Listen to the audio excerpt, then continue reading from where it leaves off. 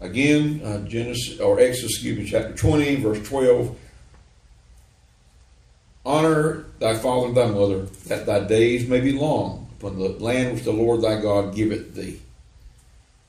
And again, it's translated from the Hebrew, regard, treat with honor, due respect, and courtesy your father and mother, that your days may be long in the land that the Lord your God gives you.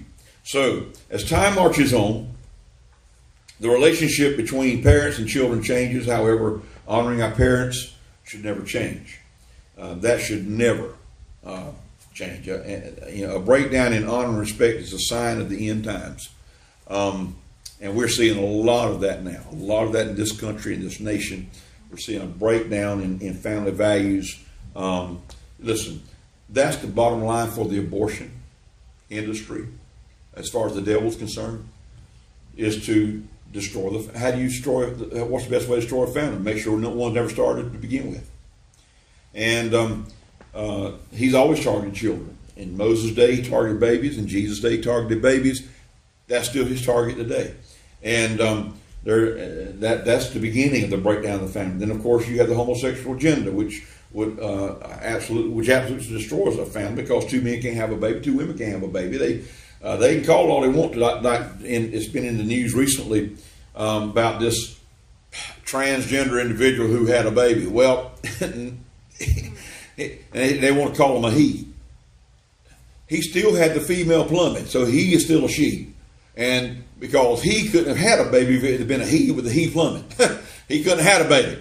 So, they're trying to twist it into and force people into believing something that's just not so and just cannot happen.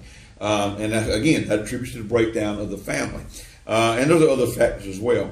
The alcoholism, drug addiction, all these things contribute to the breakdown of a family and will destroy families. But in 2 Timothy 3, Paul writes to Timothy, says this, but know this, that in the last days perilous times, dangerous times, it's translated times of stress, will come. And we are living in a very stressful time, to be sure. For men will be lovers of themselves, lovers of money, boasters, proud, blasphemers, disobedient to parents, unthankful, unholy.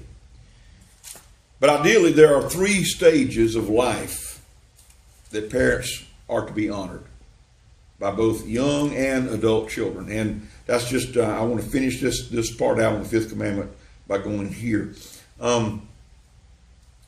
Because, I see it a lot working with hospice, particularly. I see a lot, I go in facilities, I see a lot of cases where parents have been placed in facilities and forgotten about. Now, thankfully, that's not every case. Thankfully, there are those kids and grandkids and family members that come by on a regular basis to see them and visit with them. And even though some of them may not even recognize, their own family, they still come by to spend time with them. And if it ain't but a few minutes, certainly we can afford a few minutes of time for those who raised us and who gave us life and who helped us to continue to live and to thrive. They fed us and clothed us and sent us to school and all these things.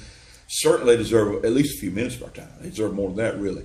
But so many times today you see parents and grandparents that are just being forgotten about. They kind of, out of sight, out of mind. And it really is sad in a lot of these cases. I visit with so many of them, and they just so much appreciate just somebody just come by and just spend a few minutes with them. In the facilities and at home, I have hospice patients at home too.